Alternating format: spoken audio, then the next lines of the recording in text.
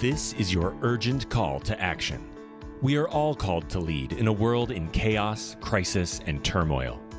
Join a pivotal global movement for change to transform the leadership crisis worldwide. Will you play it safe, or will you wake up, step up, and speak out? Like Nelson Mandela did for South Africa and the world, we need a radical new way to think, act, and lead, leading boldly into the future. Join host Anne Pratt, a Harvard Fellow and multi-awarded businesswoman, and unlock the best version of yourself to revolutionize leadership with what the world needs now.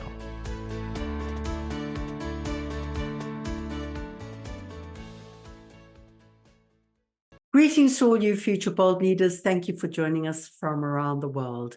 My name is Anne Pratt. I'm formerly from South Africa, and I relocated abroad to attend a Harvard Advanced Leadership Initiative Fellowship in beautiful Boston in the United States of America.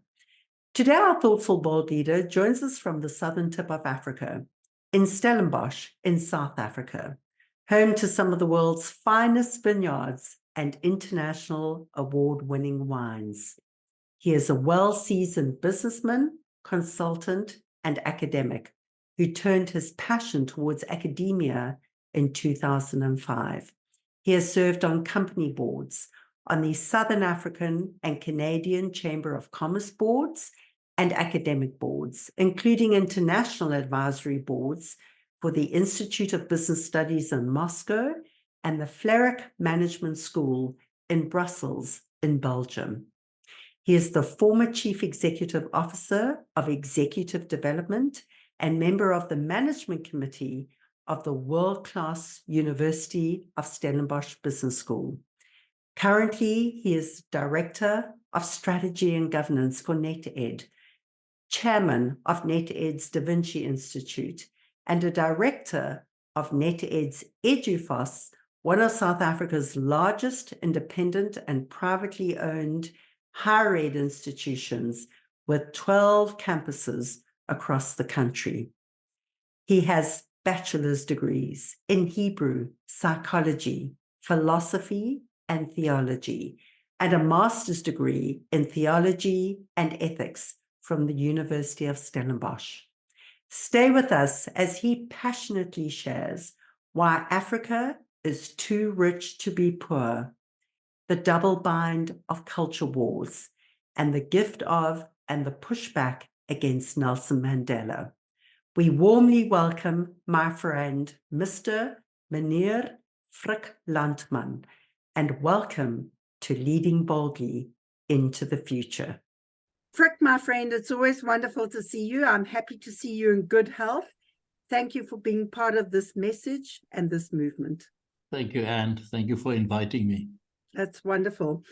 You know, Frik, you live in the beautiful part of Stellenbosch in the Western Cape, and I have to tell you, I miss being there. I miss being in that wonderful area with the beautiful mountains, the wonderful wine farms, and, you know, the people with a big heart and a big soul.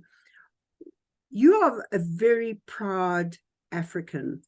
What is it about Africa that captures your head, your heart, and your soul? It's very difficult to pinpoint that, but I would say the absolute potential that sits on this continent. A number of years ago, I went to Kenya, and then I took a short flight in one of these suspicious little aeroplanes towards the more center of Kenya, to a little town called Eldoret, where all of these Kenyan athletes practice and run, etc. And I stood there. Eldoret is built on the escarpment of the Rift Valley. Yes. Where allegedly my forefathers left the continent 50 or 70,000 years ago. Yeah. And I'm standing there, and I had this almost spiritual sense that I have completed a circle, you know, if I look up that valley, because it's massive. Yes. And if I look at the continent and the people that are living on this continent and the resources that we have, the absolute potential, and I can't find a better mantra to live with, that Africa is too rich to be poor. because the potential in everything that's on this continent is immense. And I know this is such a deep passion of yours. When you say Africa is too rich, how do you define rich? People define that in different ways, and business people, and you're a smart businessman as well. Very often people bring that down to transactional values of money and equity and assets and cash flow and all of those good things. How do you define rich, and in what way do you think Africa lives up to the potential of this richness and the potential that you see in it? So let's start with those normal material things. The continent has about 42% of the world's natural resources. It has more than 65% of the world's arable land. Wow. It has of the more than 1 billion people on the continent. 64% of them are youth. Yes. In other words, between the ages of 15 and 24. So we have an immense youth possible dividend, if not correctly handled, a disaster. But a dividend. We have about, I think, on the continent, about 1,600 or so languages. We have the richness. If you take Nigeria only, Nigeria consists of about 250 clans, each of them with their own language, some of them so different they don't understand each other. That's why I jokingly said in the past, if you want to be a president of Nigeria, you must be called Good Luck Jonathan, because you need a lot of luck and chutzpah to handle a country like that. But the diversity that we sit with, the type of landscapes that we sit with, the richness of wildlife that we sit with on this continent, it is really beyond comprehension. What is even more beyond comprehension is that in spite of all of this, I would almost say, endowment that we have, we are the poorest continent in the world. So something is amiss. Something and when is you amiss. say poorest, are you talking about financially? Are you talking per capita GDPs? Or you? Yeah, because we are rich in our experiences of diversity. We are rich in our experiences of the wildlife, or the landscapes that we have, and the enormous space that we have. But in the end, you can't eat that. You can't dress with that. You can't send your children to school or to universities, because you live in a global world where you need money to do things like that, to get educated, to travel, to build houses, etc. And that's why, on the one side, you have this richness which you can indulge into, but on the other hand, you have this natural resources that are not turned into wealth for all on this continent. And that is a massive contradiction. It is a big contradiction, and it's a big question, and it's plagued us over not only decades, but centuries of time. I mean, we know that the colonization of Africa comes with a whole lot of complexity and controversy. But today, as we stand today, Frik, in your mind, what are the big issues that you think still create this gap between being the richest and the poorest? What are the big things for you that need to be addressed from a leadership point of view? There is no panacea. There is no silver bullet. So I think it's like a bowl of fish hooks. If you pull on one, the whole bowl moves in that process, or you try and solve this one, and then the rest are entangled with that. But if I can mention a few of the things, if I look at Africa as a system, with different variables, with Yes. all of this potential that we have mentioned. I think one of the levers that need to be pulled to have a big effect on Africa is the quality of leadership. And especially amongst our political leaders. We may talk about leadership a bit later in more common or broader terms, but really the leadership on our continent is not good. Yeah. And I don't see it better anywhere else in the world, really. Just to be fair in terms of comparing the continent. Yeah. But if I just focus here, I don't think our political leaders are really the kind of quality leaders that you require to satisfy the needs of the people that they are supposed to serve. That's one of the things. Mm-hmm. That doesn't mean that we don't have good leaders on this continent. I have traveled across a lot of countries here, and there are a number of really, really good leaders, and they do an exceptional job. Yes. Even ones that may be viewed controversial, like Paul Kagame from Rwanda. Yeah. I don't know if you've ever been to Rwanda or when last you were there. Not yet. Rwanda is the jewel of Africa. The thing about Rwanda is, if you go there, you find and you observe the streets, and you can see people are poor.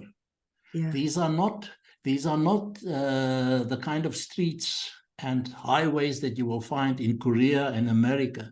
But this is the thing.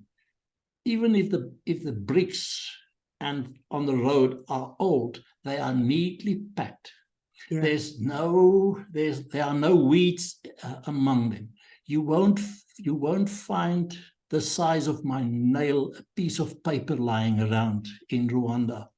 It's clean. The middle part of the roads are the grass all well kept.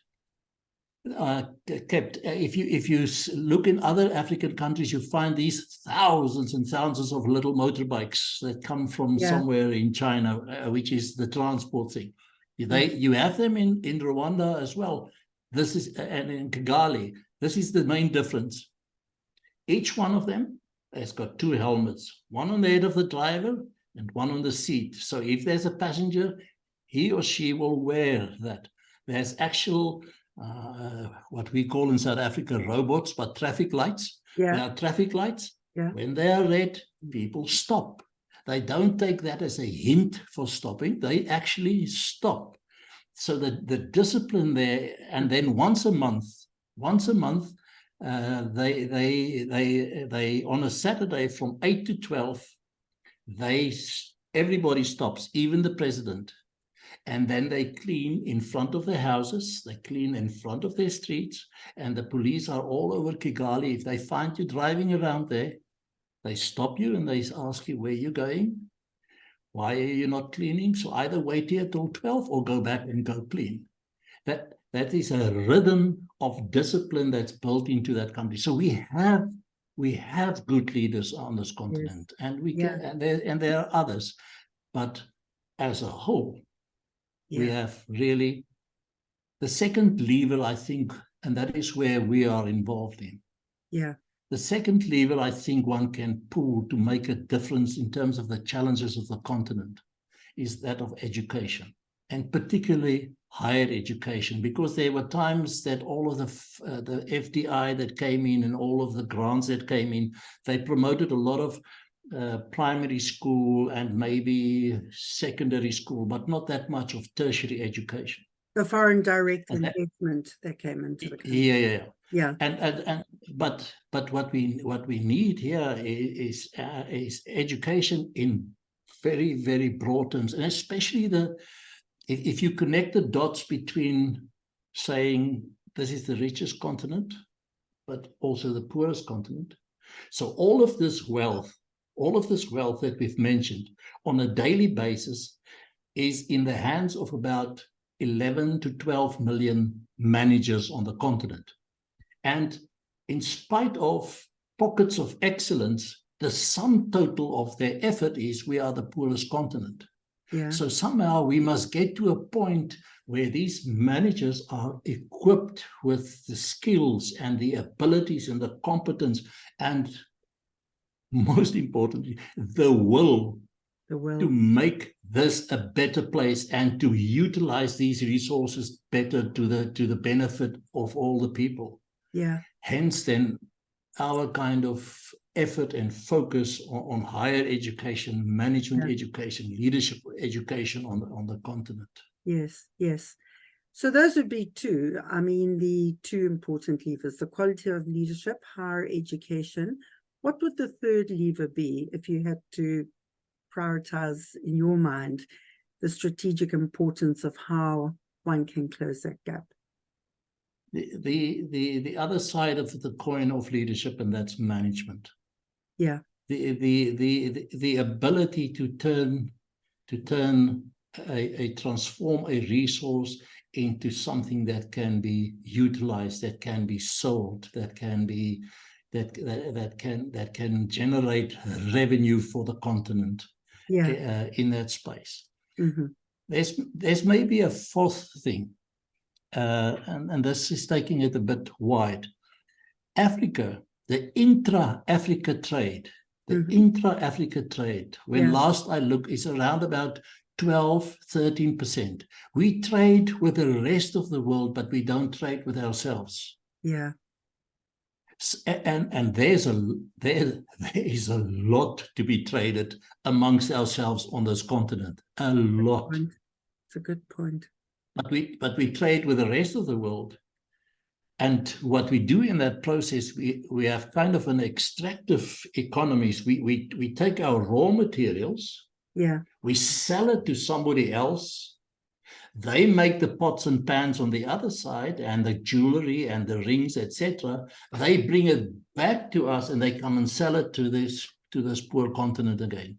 And we don't take the raw materials ourselves and start generating and creating jobs and factories, etc., to beneficiate that which we have here and turn it into products for ourselves, and we sell the products to the outside. Now, it's very simplistic way of saying it, and it's much more complex. But those are the things that we need to focus on if we want to start changing this continent. You know, Frik, you raised such an important point. And, you know, I don't know if you know, but I did a major in economics. And going back quite a few years, I remember one of our professors in development economics talking about this very point of how South Africa and Africa has failed to beneficiate and, you know, exporting these raw materials, but not getting the additional value in terms of transforming these raw materials into value-added products. This has been a problem for a long time. What do you think will shift the mindset around transforming the kind of economies that we see across the continent? I'm not going to delve too deep into it because I'm going to say maybe a controversial thing. Intuitively, the transformation of Africa will happen at the hands of women and not men. And without digging too deep, let me ask this question this way. What is it that you think women bring in terms of exercising leadership and being good executives and managers that are unique to women, that adds value in a way that you are imagining? My sense is that they are more caring, caring for others, caring for the continent.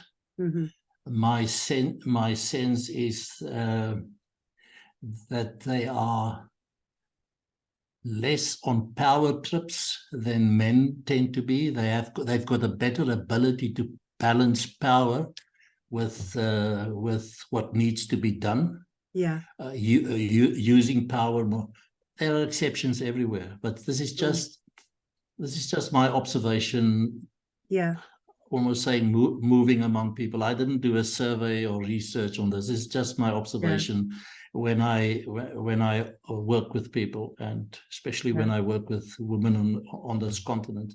So that it's almost if they put their power to better use, Yes. and not using their power to demonstrate dominance. You know, when I was still running one of the top, internationally aligned executive search companies in South Africa with my good friend Tsotsi Mamela, we did the first qualitative research on women on boards to ask the question, is there a business case? And if there is, what is unique about the qualities women bring to boards, and what are the strategies for women on boards? And as you said, that's a different conversation. But it's interesting you raise that issue of having gender diversity and bringing more of those feminine qualities, if you like, to complement what men are doing at the Rockfest. So and maybe if I can kind of soften my position a bit by saying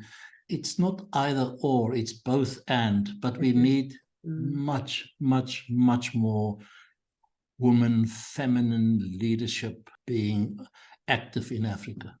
No, Frik, I think you make some very valid points, and I think quite a lot of the research supports that. But as you said, that's a deeper conversation, a different day, a different topic. But an interesting perspective in terms of how do we create this transformation for Africa. Coming back to, we've spoken about people in power, we've spoken about managers, and we've mentioned leadership. You have had remarkable positions, not only as a business person, but you used to head up the very well-known Stellenbosch Business School. You're CEO of the Stellenbosch Graduate Institute. In your mind, what is your definition of leadership? And what are your thoughts around the future of leadership?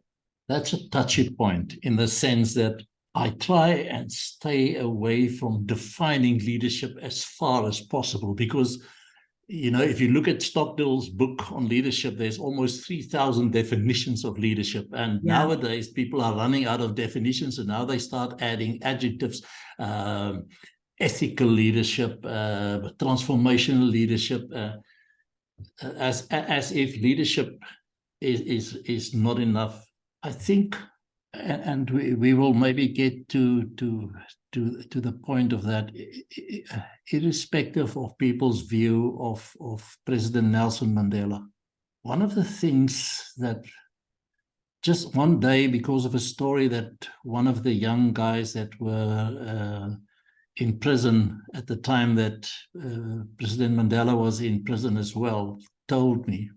Yeah. And to cut a long story short, when he was released, they gathered in Cape Town at a meeting, and there were a number of people sitting around the table. President Mandela, I just want to clarify.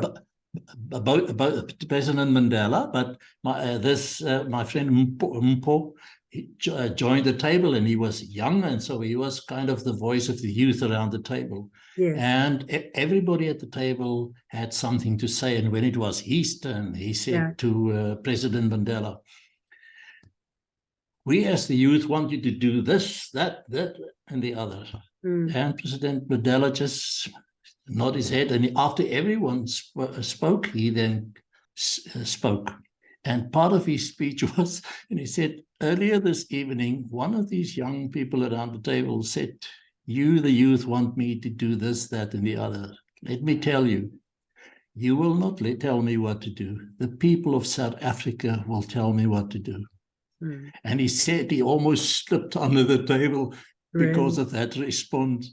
Yeah. But at that moment, and you could see it in the behavior afterwards, at that moment, you saw somebody that stepped away from the political mindset to a statesman's mindset. Yeah. Where in the political mindset, I still love my ANC party, but my love for my country is of a higher order than my love for my party. So when these two are in conflict, my love for the country will guide me where to go in that process. Yes. And if we return to some of your previous questions, and I don't know if this is a clumsy effort to define leadership, but if you look at that I think is one of the key ingredients missing in leadership on our continent, but in the world today. Yeah. Where when somebody is elected and they become the president or the leader, that they take up that statesman's mindset, that mindset for the whole, and not the the love for the whole, and not just the love for the part. Yes. It doesn't mean the two cancel one another out, but the one is of a higher priority. Yes. In that space. Yes. And if that could be the mindset of leaders, then I think you will get to a point where Peter Kustenbaum, I think he lives in America. I don't know if he's still there. He's a leadership philosopher. And he says the first thing you do as a leader is you go and sit on a rock somewhere and you take an oath of greatness.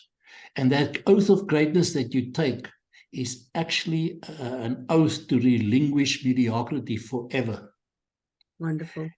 And you start thinking in a different domain, and you start acting in a different domain. Yes. And hence, President Mandela can walk up to the wife of Dr. Verwoerd and have tea with her. He can go and shake the hands of the prison wardens that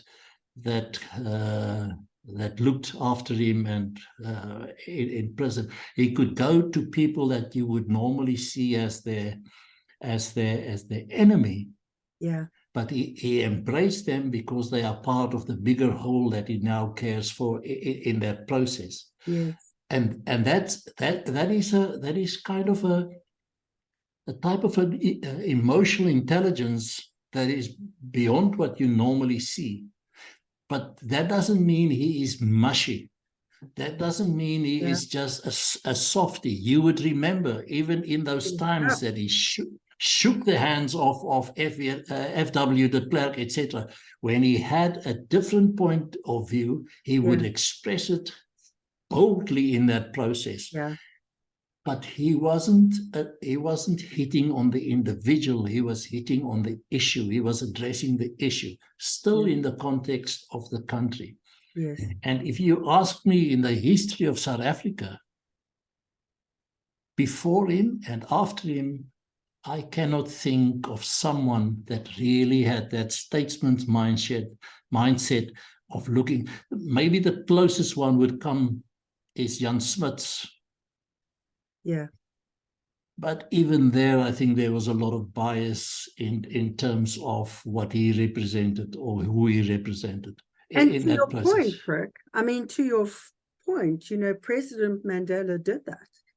Absolutely. His whole proposition was the whole. It was a South African rainbow nation. And there were times when he disagreed with his opposition. We know that. Yeah. But his message was one of unity and supporting the whole. Yeah. And if you think of that, of the transformation that happened there, it's incredible.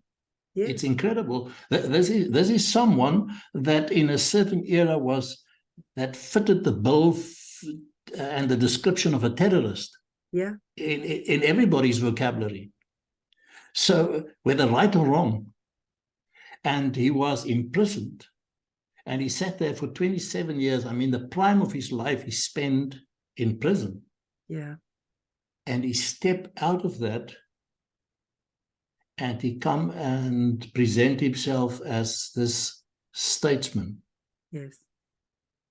Now, some people, I think, didn't and still don't believe that.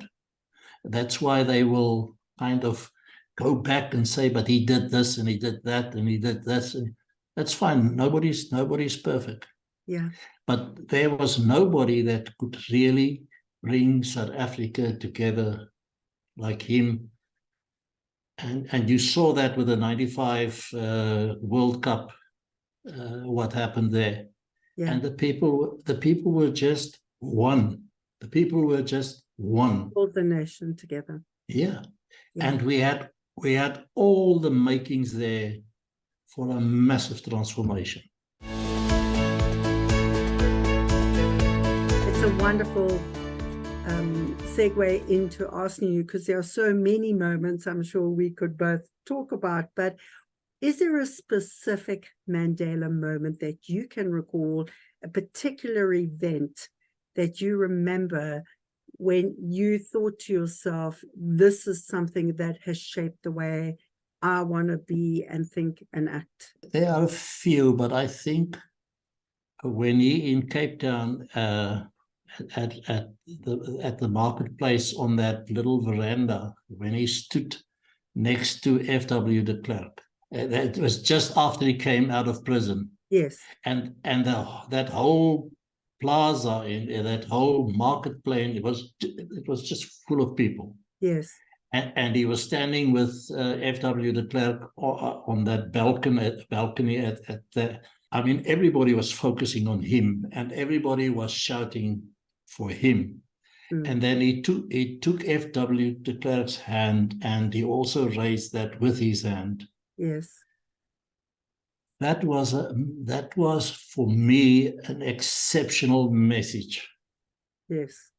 And you either I feel emotional just remembering that. And that moment, you either had to just believe it and believe in what this promise is in this gesture, or you could be cynical and say, let's see. It felt inclusive. You felt part of this in this process.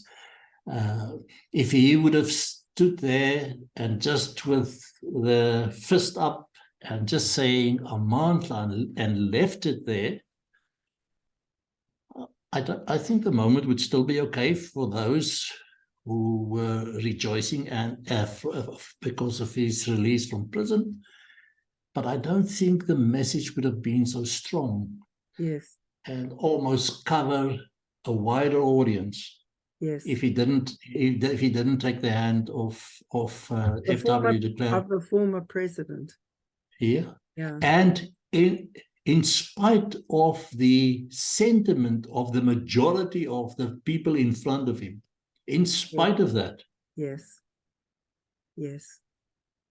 So how do you think that moment, Frik, that moment of inclusivity, of not capitalizing on the majority of sentiment that were there to applaud, his release, but really being very mindful of including everybody. How do you think that moment and how you felt has shaped the way you think, act, and lead in the world today? I think it brought some clarity and a lot of contradiction within me. Mm-hmm. Can you share more about that? So you can, if you look at me, you can see my age. There is no way that I can say I wasn't part of apartheid. So I was born in 1953. I grew up in apartheid. I grew up in it is, if I look back on it, I cannot understand it. Why did I not question this? But it's like osmosis. You are in this cultural thing. This is how things happen. Yeah. And then when you go to university and you get kind of liberation education, you start questioning stuff, and then you sit with that kind of a double bind in you, with this cultural background and this critical mind that is starting to develop in this process, and you somehow process that for yourself in how you want to live and how you want to do things. Yet you are confronted with the realities of the society outside of you. While I'm at the university, there's still the border wars going on. There's still the military action. There's the protests. There's all of these things. Yeah. And suddenly there's the change in 1994. Yeah. And now part of that critical thinking is coming into reality. At the same time, you still sit with this massive cultural heritage of it's like two different worlds that is coming together. And I think what he did, and Piaget, the child psychologist, he says a doll is a transitional object that helps the child to move into that space of caring for someone else in that space. Mm. I couldn't think of a better individual for the transition Mm-hmm. that could help us, for those who really wanted to think and who really wanted a better kind of a more equal South Africa. Couldn't think of a better transitional individual than him in that space, that almost facilitated us with his behavior into the possibilities of a new South Africa. Yeah. And I think if you took that message seriously, Yeah. and you look around you and you look at the possibilities, then you must be very hardened in yourself if you don't follow a different route than you have followed in the past. Yeah. And look at the potential around you and do things that could really contribute not just to a better South Africa, but to a better Africa and eventually to a better world. Yeah. Yeah.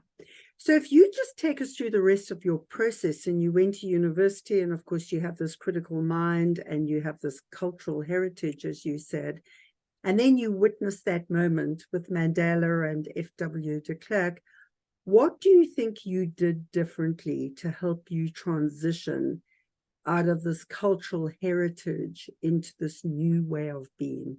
It is very difficult to answer because it was an observation. Much of what I'm sharing with you came after kind of reflection. Okay. It's not a conversion moment. Sure. But if you reflect on yourself and you start making some serious effort in trying to be a good citizen in this process, you start asking yourself, but what was the contribution of those moments in how I'm thinking now and what I'm doing now? Yeah.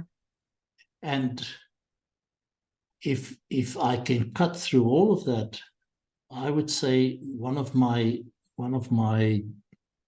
almost driving intents is to be in that statesman's mindset.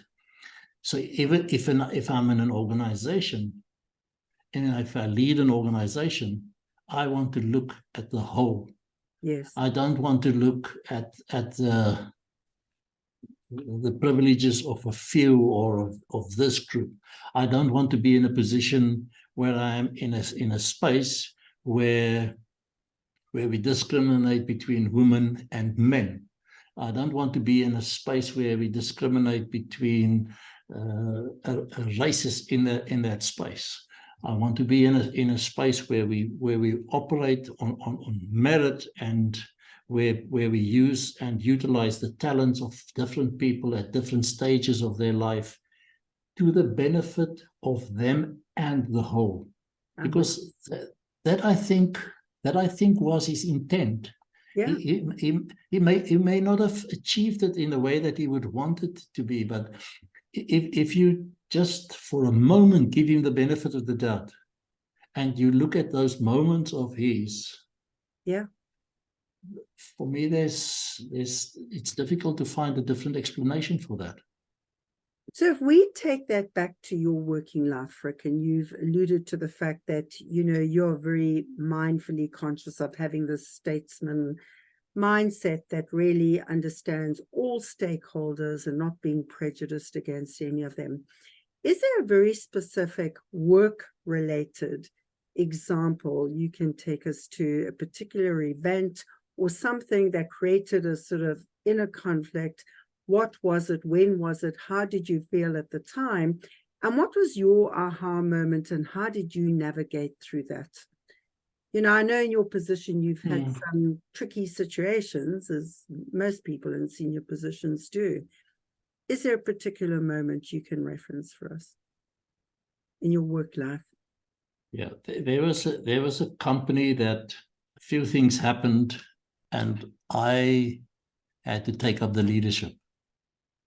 Can you just tell us what industry?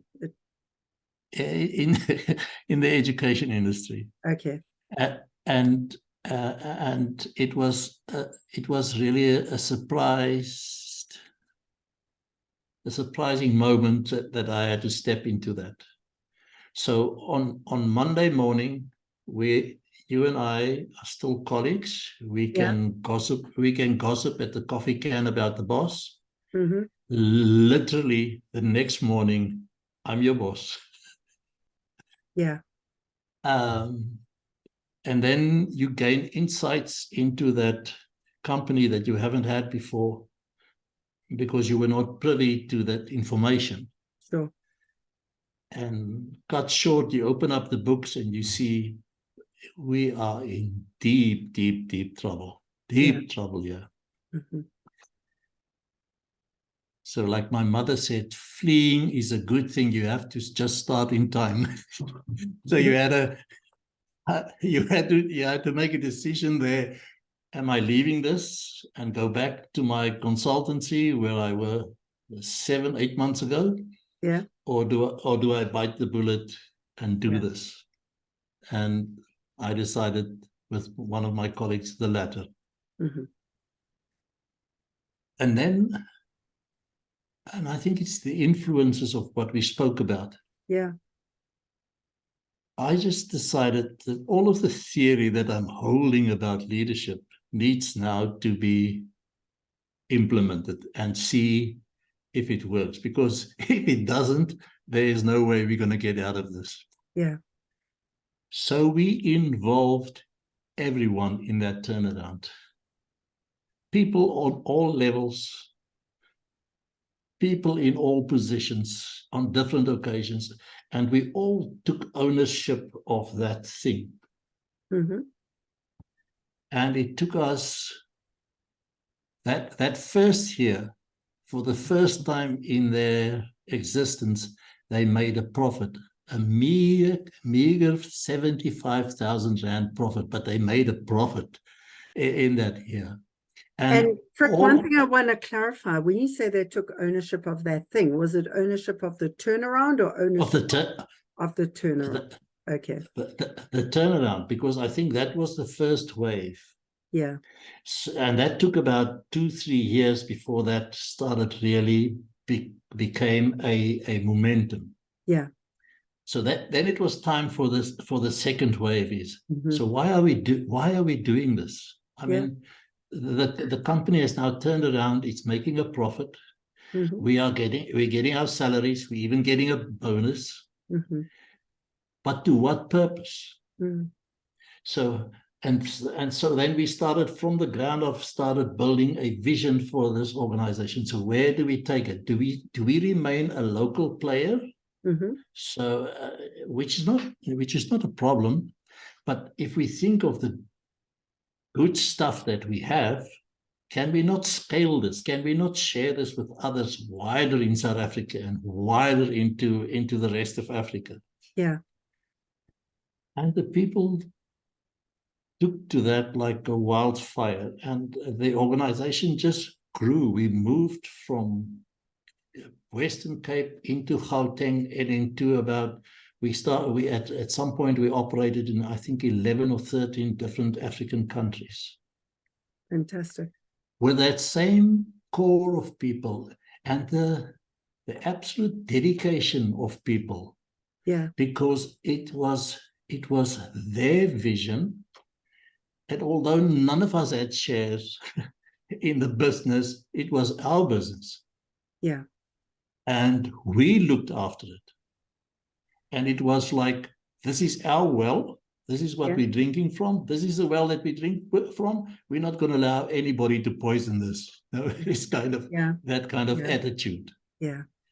And I think that is kind of on my side the mirroring of what we spoke about Madiba, is harnessing all the talents and the diversity that are sitting in people, how little it may be for an individual, but just bring it into that space. Yeah.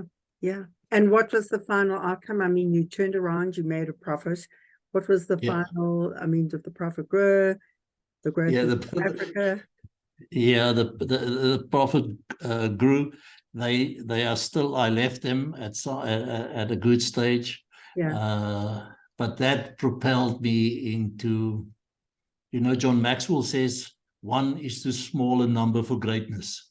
Yeah. So that propelled me into the space where I'm now at, and in the sense that if we really want to make a difference on this continent, Yeah. with our education, we said to ourselves, we cannot do this just by growing organically. We have to do this by acquisitive growth, because that's the only way that we will get scale and take good products into the continent. And it's expensive to leave the continent for Europe and America to go and study. It's immensely expensive, and it's only some elite and very, very affluent people that can afford that.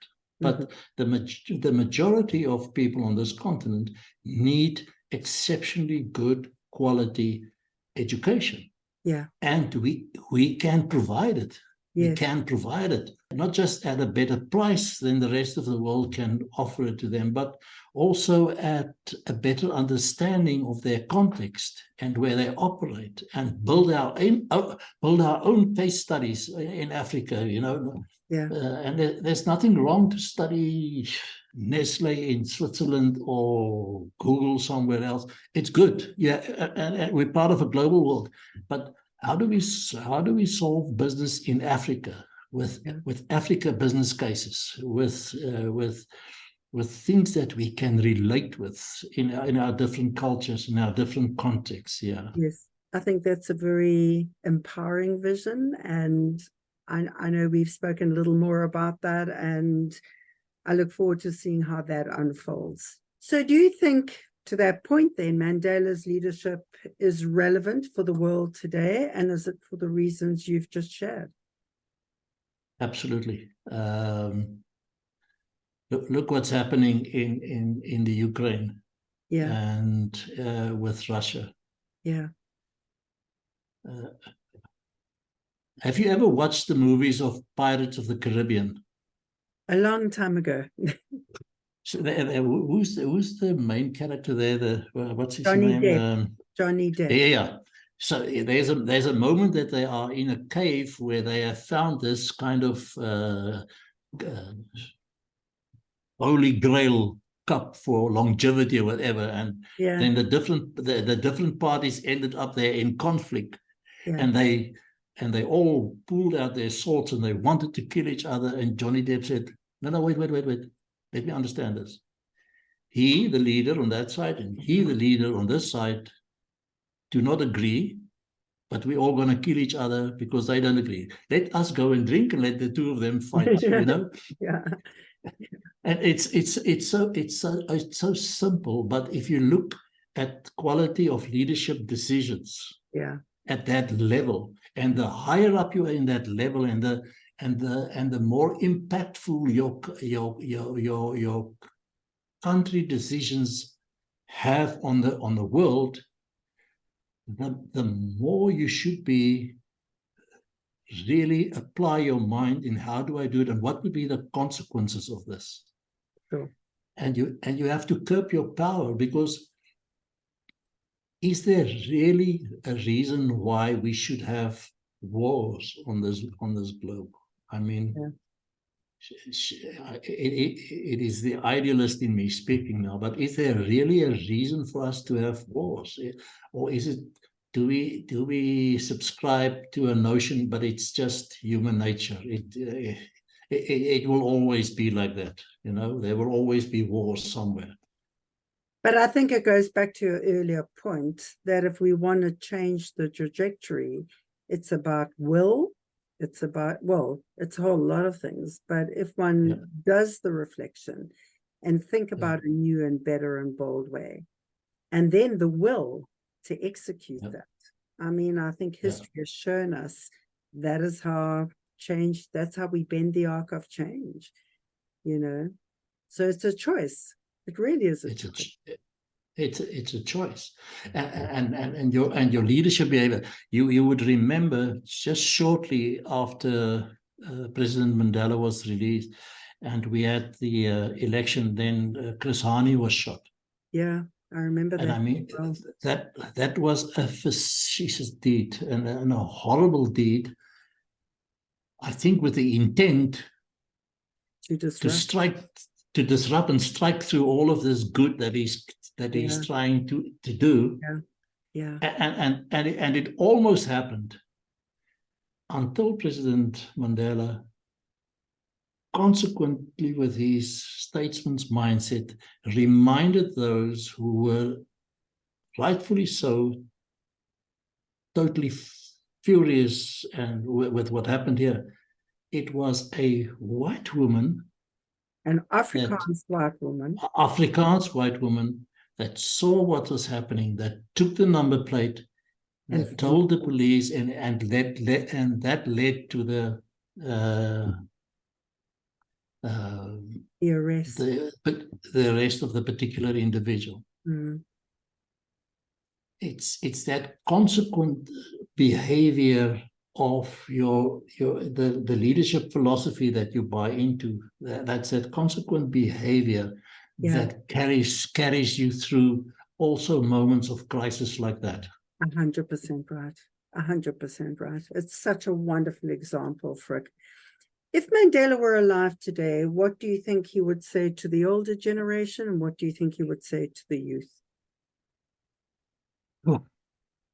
If I were him, I would be so glad that I'm not alive today in this country.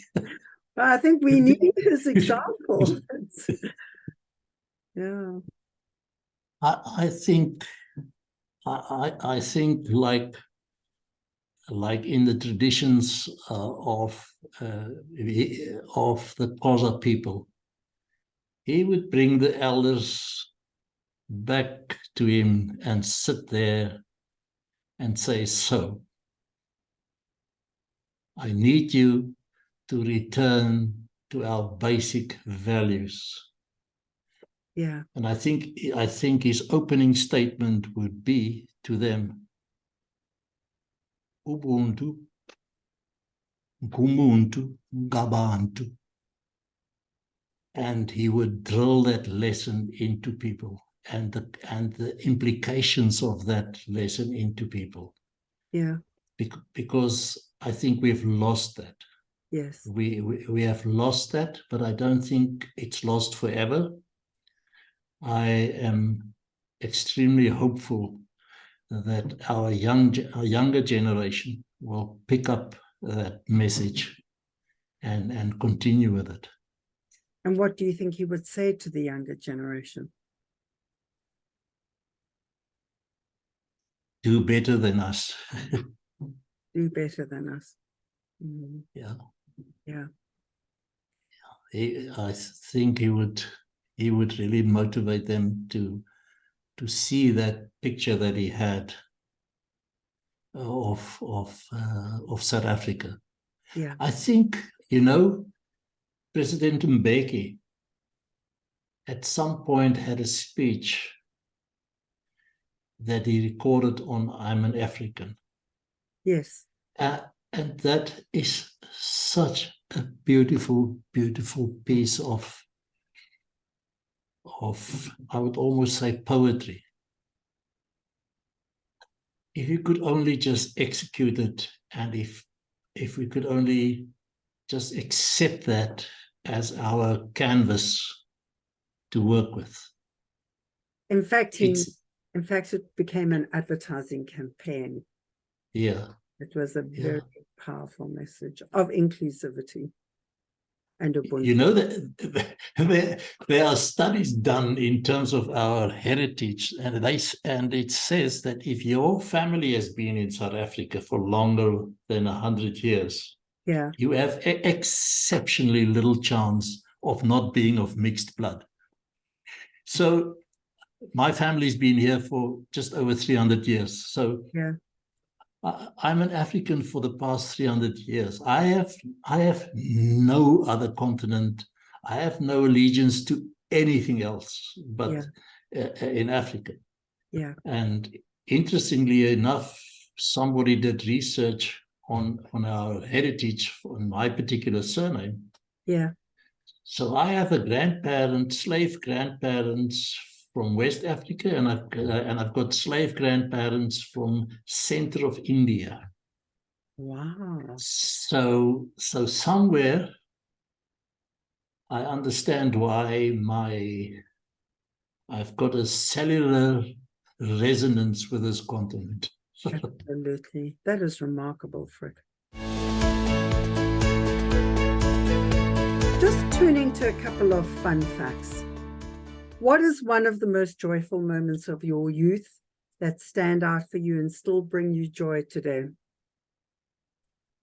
As a young boy of 7, 8, 9 years old along the Orange River with, what do you call this in English? A ketty, a sling. Like the catapult, where you put a stone Yeah. and you pull the elastic and shoot it. Yeah. Yeah, and we are a whole cohort of young boys down there in the river, and we are hunting like crazy. Yeah, it was carefree. Everything. We were poor as hell, but we were as happy as can be. So those were absolutely great moments. Mm-hmm. Mm-hmm. And so I was just curious to hear from you and your perspective. What do you think has triggered the pushback, and what do you think will cut through that for people to once again understand that the things that they're upset and in pain and perhaps angry about, may not be at the feet of President Mandela, I think him being the first president in the new dispensation, all of the hopes that people have had for so many years, all of those hopes were almost laid at his feet. Yeah. Which is an immense burden for somebody his age. Yeah. And he was almost the symbolic key to this new future. Yeah. And hence the immense disappointment now that people are sitting with and say, what happened? What happened to the promise? What happened to the promise? Yeah. And of course, that has a whole myriad of complexity about it. But so all of what you and I are discussing in the specifics all boils down to the quality of leadership in an organization, in a country, in a region, wherever. What is the intent and the mindset of those that are taking up that position of leadership, that put up a hand and say, I want to lead, because leadership is a choice. So I chose to lead. Yeah. But then if you say I choose to lead, what mindset do you choose to lead with? Yeah. And where do you choose to lead people to? And in what way do you choose to lead people where?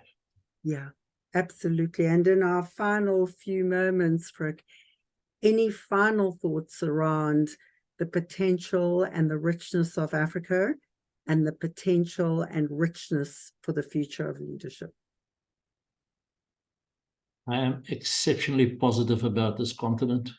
I have traveled to a number of countries on this continent. I have met the most astute people I've ever met in my life. Yeah. Not just astute, but good and excellent business people. And I think they are in the majority. Mm-hmm. I think intuitively. And it is for them just to gain momentum on this continent. But it's coming. It's coming. Africa's time is coming. And it will take up its rightful place. I think there are enough people, good people out there, doing good things on this continent. And at some point, it will come together. So Africa will take up its rightful place on the world stage. And for the future of leadership? Yep. I think if people like us do what we need to do and we do it properly, if the people who are, if you take the map of Africa and you put pins on it in terms Yeah. of businesses, you will find a multitude. If you put pins on Africa where churches are, you won't see the map. You will just see the pins. So somehow church leaders, for whatever religion, they've got a captive audience in front of them. They've got a heck of a responsibility to carry the message of a future prosperous Africa to those people, so that when they leave that congregation and they put on their work clothes and they take off their church clothes and they put on their work clothes, that they operate there with this influence that they have. So although I'm emphasizing business, there's a big responsibility on church leaders and spiritual leaders on this continent to play a part in this. And I'm seeing some of it.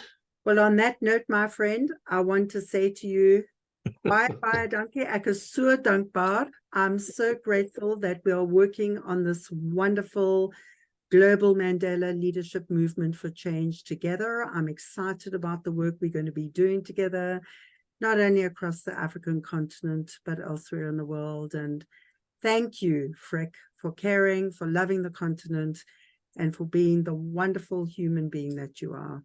Baie dankie, meneer. Thank you for the opportunity. Catching up with my good friend Frik Landman, who passionately shares why Africa is too rich to be poor, reminds us that paradigms must and do change.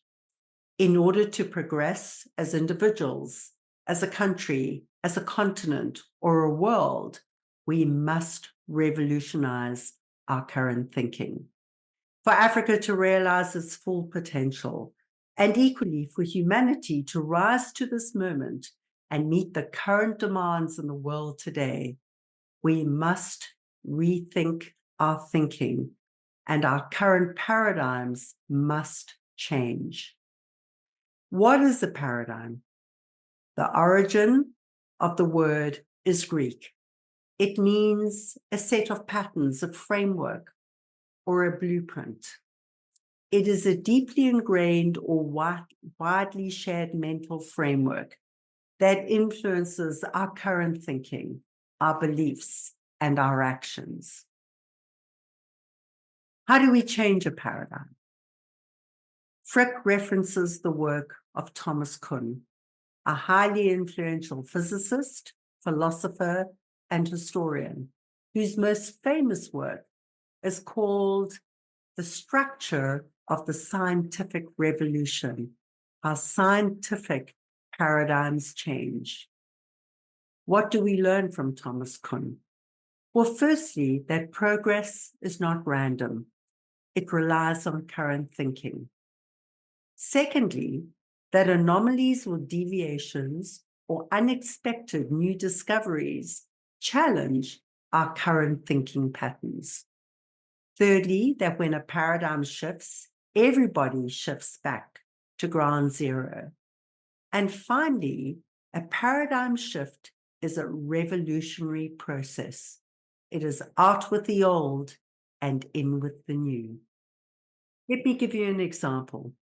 When Nelson Mandela became the first democratically elected president of South Africa in 1994, he revolutionized the thinking and radically changed the rules of the game. South Africa was no longer a nation simply about black and white, rich or poor, or those who had won elections and those that had not. Instead, it was about the collective whole, the well-being of all South Africans, his friends and former foes alike. He invited the former president of the old apartheid government, President F.W. de Klerk, to become one of his deputy presidents in his new government of national unity. He also invited opposition leaders to fulfill meaningful roles in a new government, and invited his former prison warders to his presidential inauguration. Nelson Mandela's leadership and his revolutionary new thinking not only averted a civil war, but radically changed the way we think, act, and lead. It compels us in the world today to challenge our current thinking. When our current paradigms no longer serve us and hinder our growth, it is time for them to change. If Africa is to realize its full potential, and if humanity is to rise to the moment of these big challenges in our current times, we need revolutionary new thinking, a supercognitive revolution, and a radical new way to think, act, and lead. So remember that leading boldly is about making thoughtful, bold choices. And bold leadership is about taking bold action, just one small step at a time. One step for you, but together, a giant step for humanity. So take care and take thoughtful, bold action.